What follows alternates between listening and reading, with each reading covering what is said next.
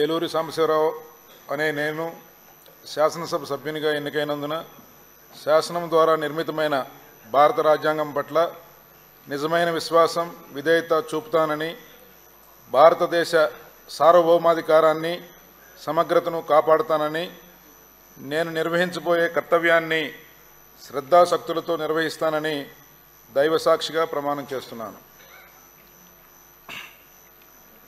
ఆంధ్రప్రదేశ్ శాసనసభ సభ్యుడినైన ఏలూరి సాంబశివరావు అనే నేను సభ నియమాలకు కట్టుబడి ఉంటానని, వాటిని అనుసరిస్తానని, సభ మర్యాదలను పాటిస్తానని, సాంప్రదాయాలను గౌరవిస్తానని దైవసాక్షిగా ప్రమాణం చేస్తున్నాను. శ్రీ సత్యానందరావు బండారు.